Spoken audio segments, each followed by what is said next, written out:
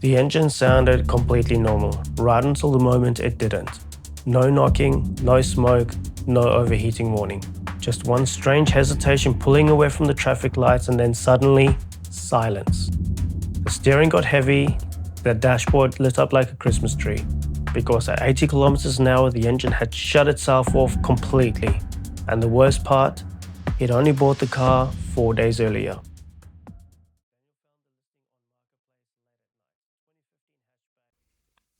Daniel found the listing on Marketplace late at night. 2015 hatchback, turbocharged, manual transmission. Cheap enough to feel like a bargain, but expensive enough to feel safe. The seller claimed it had full service history, always maintained, and never missed a beat.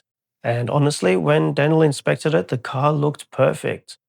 The paint was clean, the engine bay looked unusually tidy, no warning lights, no smoke, no strange noises. The seller even started it cold in front of him. That mattered, because cold starts reveal problems fast, but this one sounded smooth. Maybe too smooth. Still, Daniel test drove it. The turbo pulled hard, the clutch felt fine, the turbo gauge stayed dead center. Everything about the car felt normal. So he bought it. For the next 2 days, it was perfect. Then small things started happening. Little things. Easy things to ignore. The idle occasionally dipped lower than normal at traffic lights. Once the engine cranked slightly longer before starting. Another time he noticed a faint burning smell after parking. But there were no warning lights, and modern cars do weird things all the time. So he kept driving it. Then on day 4, the engine light appeared for less than 2 seconds before disappearing again completely. And that should have been the warning, because intermittent faults are often the worst kind. They appear briefly right before something fails completely. But by that point, the damage had already started. Daniel just didn't know it yet. Later that night, he joined the freeway after work. The car felt slightly sluggish, not dramatic, just off, like the turbo wasn't responding properly. Then came the hesitation, a tiny stumble under acceleration.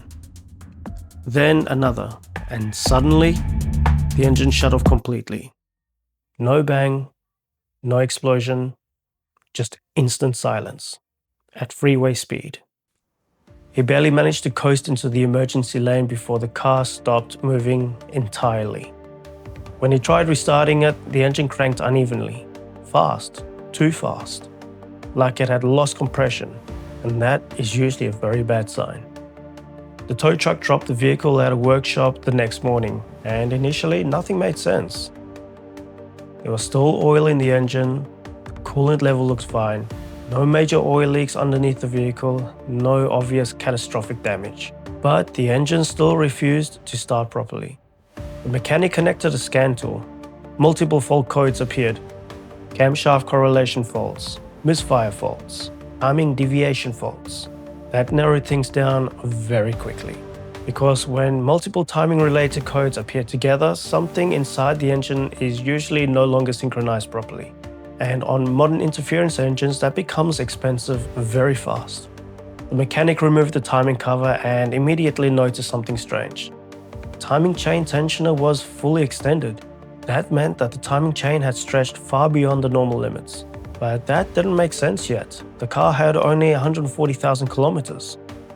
Timing chains are supposed to last longer than that, unless oil changes have been neglected. Because timing chains don't usually fail from age alone. They fail from lubrication problems. Dirty oil destroys them slowly. And modern turbo engines are extremely sensitive to it, especially when service intervals are ignored. That's when the mechanic checked the engine internally with a borescope camera, and the entire story changed. Underneath the clear oil cap, the inside of the engine was coated in sludge. Thick black sludge. The kind caused by extended oil changes over many years. The kind that blocks oil passages.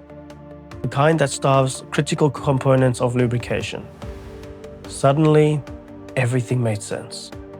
The rough idle, the delayed starting, the intermittent warning light, the hesitation. Timing chain hadn't failed suddenly.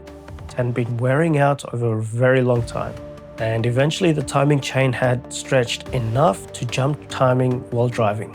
That's what shut the engine off, but the real damage happened a fraction of a second later.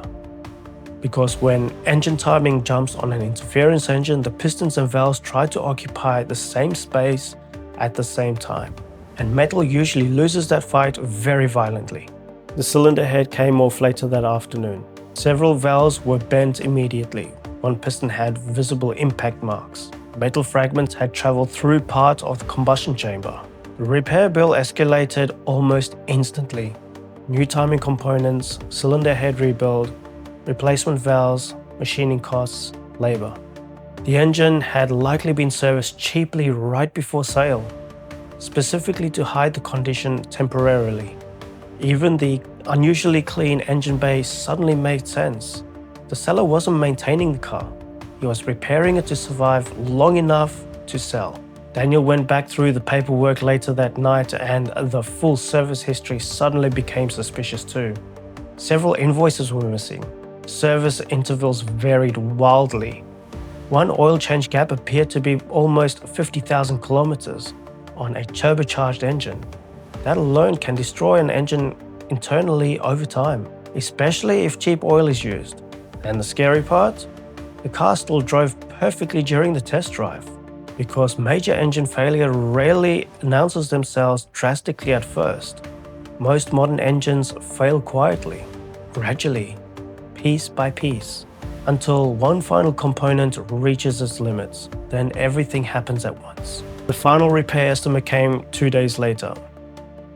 Almost $9,000, more than half the value of the entire vehicle. And financially, that's where people get trapped, because once someone has already spent the savings buying a car, walking away from a massive repair bill becomes emotionally difficult. People start convincing themselves, maybe it's still worth fixing, maybe after this it'll be reliable.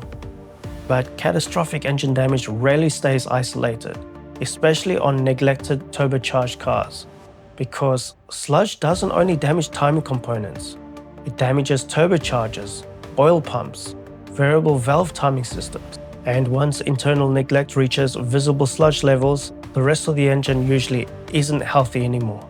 Daniel eventually sold the car damaged to a wholesaler at a massive loss. And strangely, the hardest part for him wasn't losing the money. It was realizing how normal the car seemed, because nothing about the inspection felt alarming at the time. The seller sounded believable, the engine sounded healthy, the car drove well.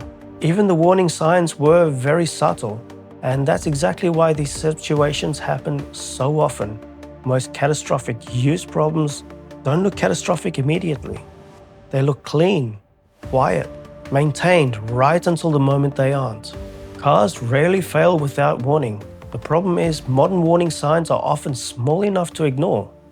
A slightly longer crank, a brief warning light, a faint smell, a tiny hesitation. Individually, they don't feel serious, but together, they tell a story. And sometimes that story starts long before the new owner even turns the key.